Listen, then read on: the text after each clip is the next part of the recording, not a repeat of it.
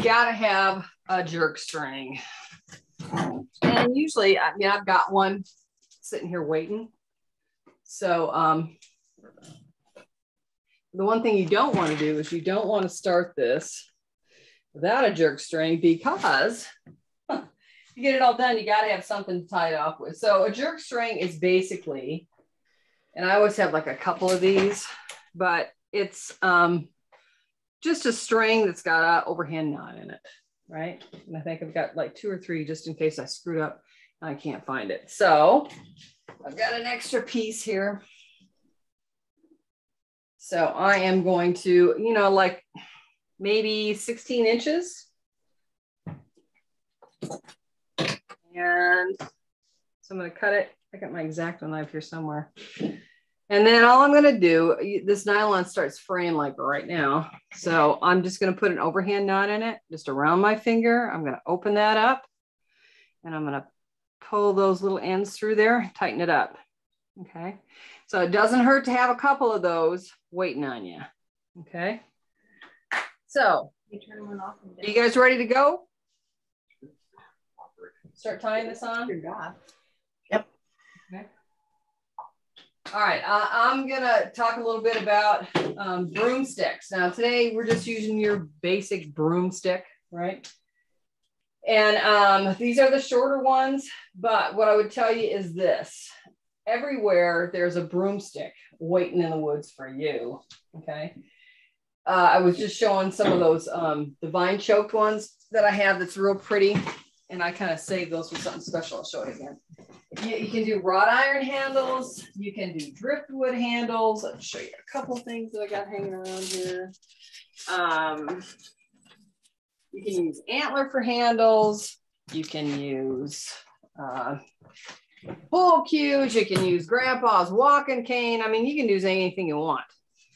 But the one thing that you got to make sure of is that it is not going to bust. So if you're going to use it, take it outside and really whack it hard against a tree. If it doesn't bust, good for a broom handle. So this is stuff from Lake Pend Oreille, okay? And I might have to thin down the end of this, but that was kind of a cool looking stick. This is one of those vine choked ones. Yeah, it's very rarely that you can find that around here. But when I was in Missouri or down south, bittersweet, oh yeah. So this is a handle that I made, or not, I didn't make it. A guy from a forge in Colorado wanted a broom on a handle that he had made. So that's one on wrought iron. So that just basically gives you some ideas. Okay. So we're going to get started on this. And we've got our jerk string. So the first thing I want to do is I need my hammer and some nails. So broom nails. More than likely, you could go to the hardware store and get these. I can't tell you what size they are. I can tell you how long they are, if that helps. But it's pretty basic, you know. And the only thing that we're going to use this for is so that the when we get all this work done on it, it doesn't slip off the end. So this is important. When you're doing this, you want. Here's my handy dandy little ball peen hammer here. I forgot what I was going to tell you, so that was important. So what I do is I just flip that up. So I got a little working space here. And I'm going to tap this in. I'm going to put it in about 3 fingers, 2 or 3 fingers. Okay. So when I tap that in,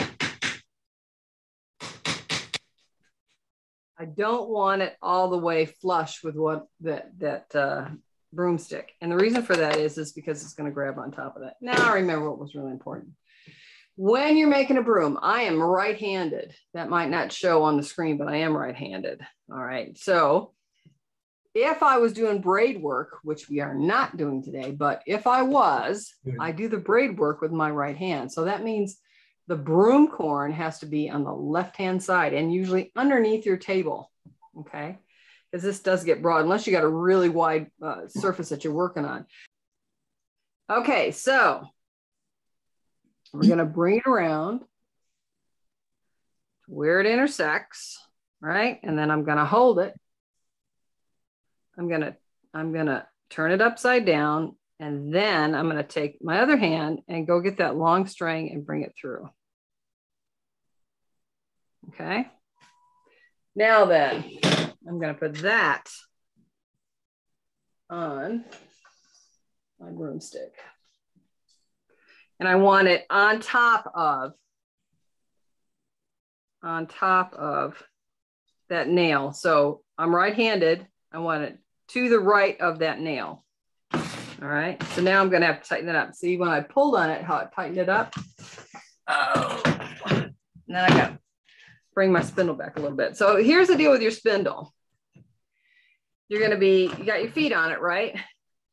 You don't want to be working so that you're bent over, bent over, bent over. I think I need to switch the camera for this so you can see it. You've got black and you've got pumpkin, right? So if you notice on this broom, that's pretty thick for a broom handle. So you can barely get my hand around that. So I probably put a little bit too much on there. So what we're going to do is we're going to take both of these.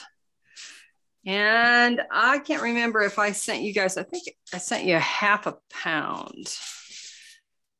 What we're going to do is we're going to separate this stuff into bunches. And when I do this, I always think about spaghetti. If I was making spaghetti, that's about a serving, okay? And I want to get these separated first so that when I'm adding in the color, it's all ready to go. And there's no way that you're going to need all that. You can probably end up making, I don't know, 2 or 3 brooms or with what you got. So that means you need more broomsticks. So I'm going to do my pumpkin and I'm going to do the same thing with my black. So there is 2 different types of broom corn. One is called knurl. The other is called hurl. Now that's confusing. So I'll show you the difference. This is what we're using today is called hurl. That is processed broom corn that has had the stem removed. Okay. So knurl broom corn is going to be the one that has the stem. And the only way I can remember this is knurl neck. So that that I showed you that has all this braid on it, that is a broom that was woven with knurl. Okay. If it doesn't have a stem on it, it's processed broom corn, and that is hurl.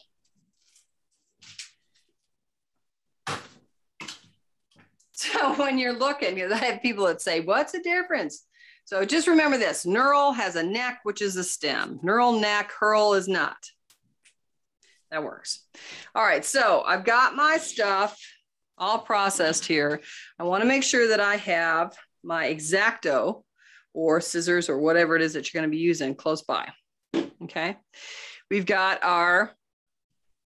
the start of our broomstick. We got the broom nail in and we are ready to go. So let me switch this around again.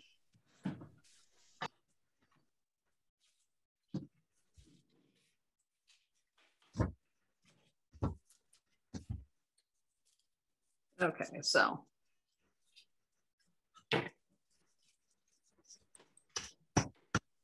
three wraps.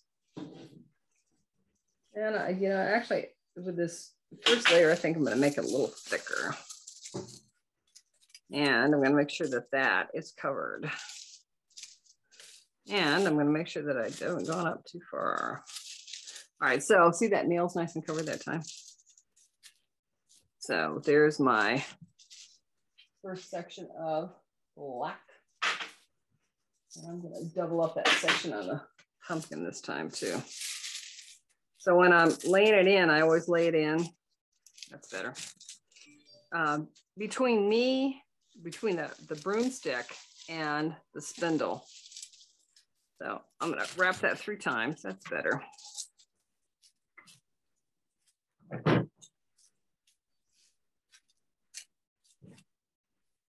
And I can still see where I started because of that. See where that comes out from there.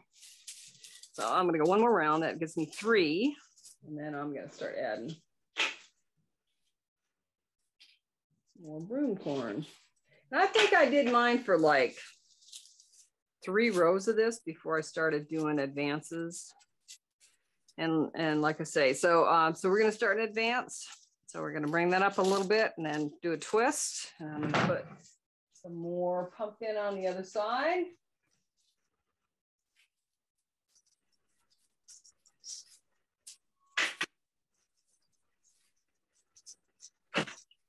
Level that up on top, and I'll do 3 wraps.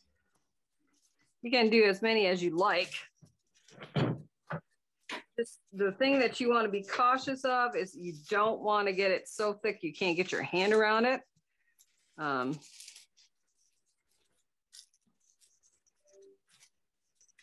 it just makes it a little bit too hard. So that's my 3rd wrap. And so I'm going to do an advance here.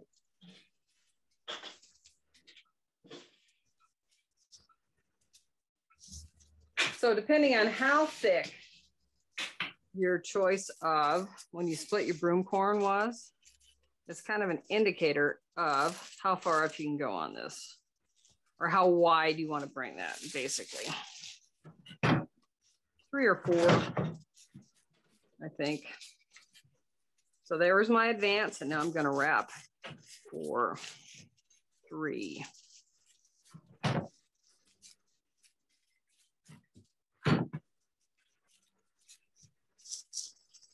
Oops, I forgot to put my pumpkin in. I'm going to back that out. Hold the tension. Back up my spindle.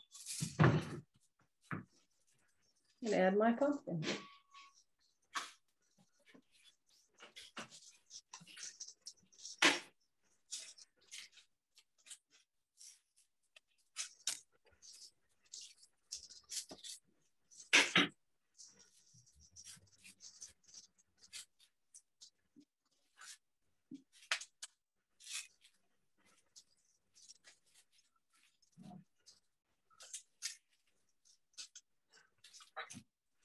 So now I'm going to wrap it. You see, I kind of want that to stay on the outside or the sides. Well, yeah, the sides, I think it's a better descriptor. So this broom kind of gets built wide, for lack of a better term. So it's not really a round broom and it's not really a flat broom. It's just kind of a wide broom. Now, and when you're working with hurl too, you don't have to get the broom corn wet. When you're working with knurl, those stems have to be soaked and wet to do a braid. I think I'm going to do one more just to show you the difference. Okay. So if you wanted to, you could like do 2 and 3. No, this one's 4, and maybe the next time I'll do 5. So I'm going to do one more wrap. And then I'll do my advance. I'm going to push that up. And this is going to be my last bit of broom corn, I think. I don't want to get it too big for my hand.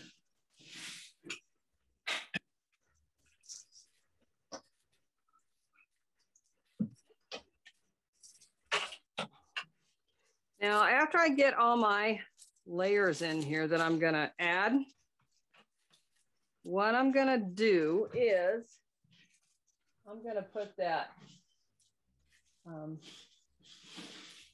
cool little berry thing. I think they're called pips.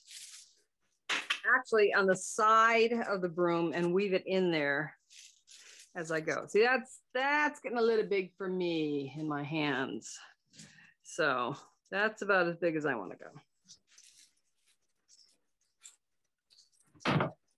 And, you know, and this is definitely, you know, whichever way works better for you or whichever way you find that is more attractive. You know, to put it on the wall, you can either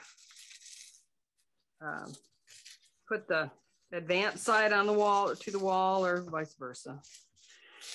Just a personal choice. Okay. So because I've done this 2, 3, 4, I'm going to do that 5 just for grins. You don't have to. 3 will work. Sometimes you just got to try something different. Okay, so the rest of this is advances and wrapping the whole thing, right? That's all this is. So, and you can go up as far as you want, and then we're going to cut this off. So what I did not like is I like the look of the pippins, the little berry guys, but what I did not like was that they weren't in there nice. So to make sure that doesn't happen again, I am just going to put those on the side. So then I got to make a decision. Do I want that side to be the front, or do I want this side to be the front? I'm going to go with strange and do that side, but it doesn't matter. But that'll be something that you need to make your mind up about. So this is my advanced side. And so I'm going to put a couple of these in here. And I'm going to keep them on the side. How's that work? That look good to you guys? That looks good to me, I think.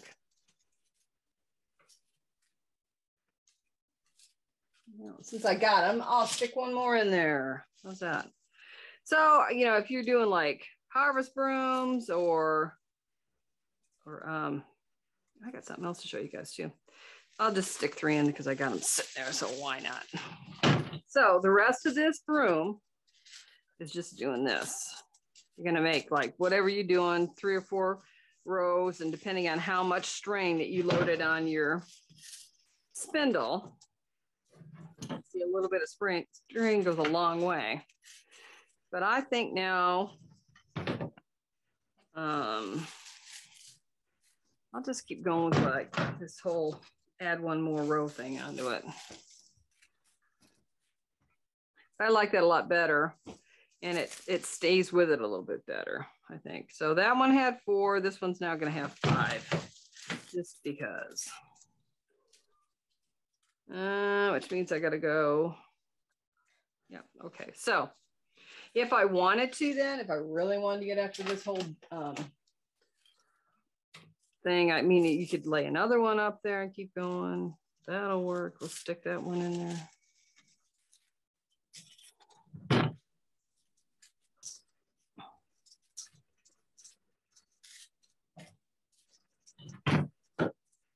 And you don't want to get that too far away from you. Huh. Not too close and not too far away.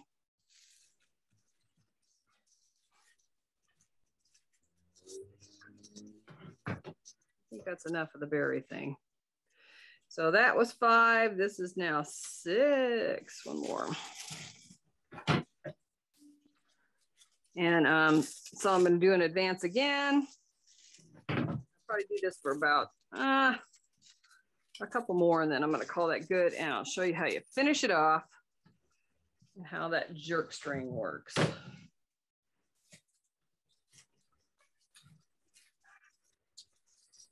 You know, I think I would have liked that better if I would have kept going with those berry things. So maybe I'll back that up and stick it in there, I think.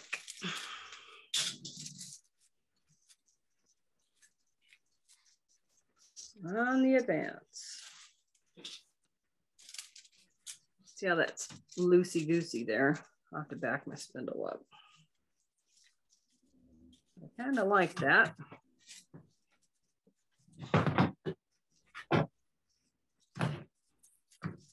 So if I'm going to do any adjusting, all I got to do is hold the tension on my broom, and then I can do whatever I want.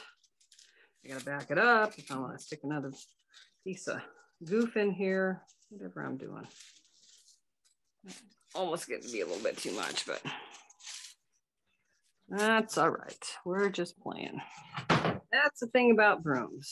And the same thing about baskets. It's just a broom. Same thing with baskets. It's just a basket. Okay, so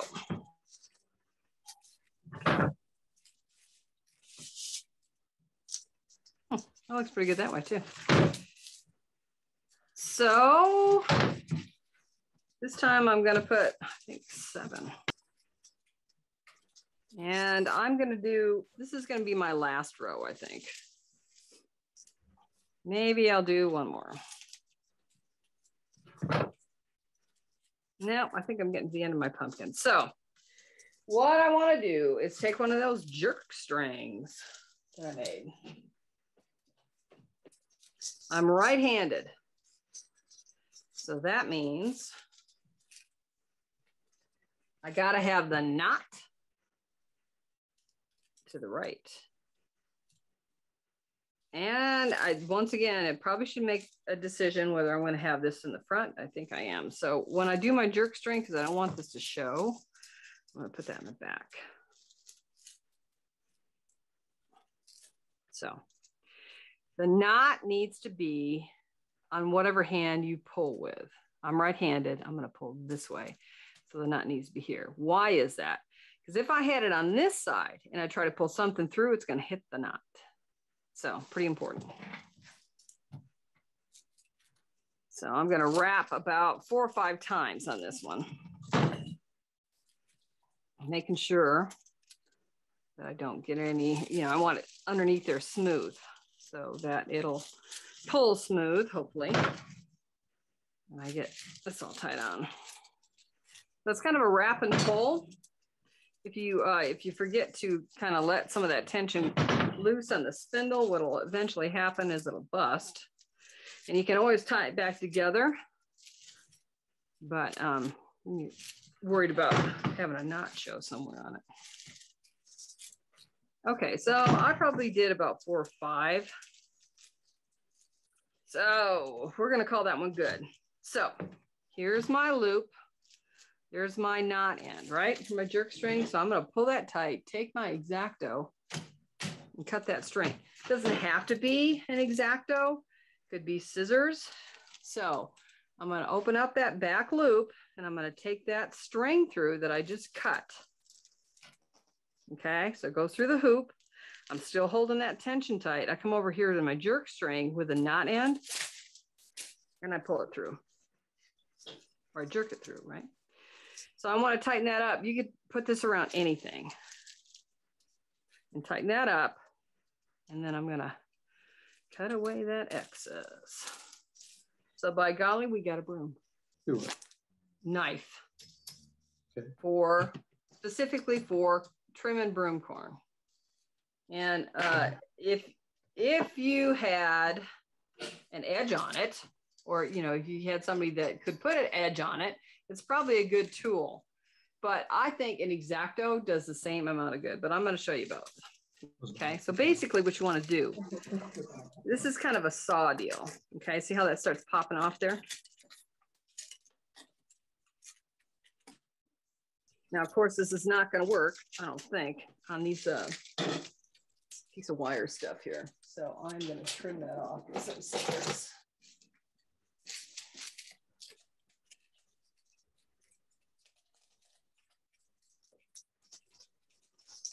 So that's out of the way. So you kind of go round and round here and it's sawing. And it does take some pressure. Okay, and it pops off. But I want to show you the same thing with an X-Acto. Now, the benefit to that one, and this X-Acto blade has seen its better days, does the same thing. It just doesn't have as big a blade. So are they worth the fee for them? No, I don't think so. I mean, I got it, so I'm going to use it. But if I would have known ahead of time, I guess it's quicker because it's got a bigger blade, but I just don't see a big benefit here.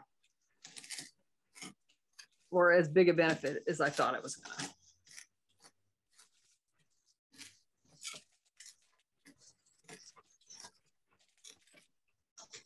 You can see it saws that stuff off though. So I didn't get.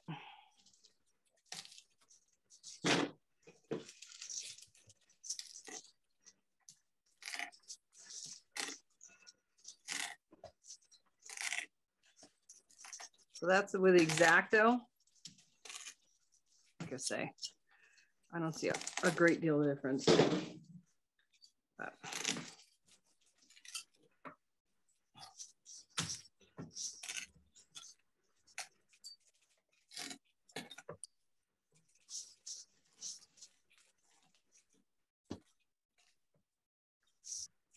one down.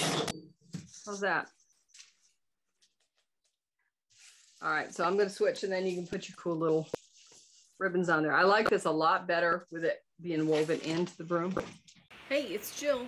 Don't forget to give us a thumbs up and like our videos and subscribe. That way you're always updated on anything basket related that we have on our Jill Choate Basketry channel. You won't miss a thing. Please like us and subscribe. See you next time.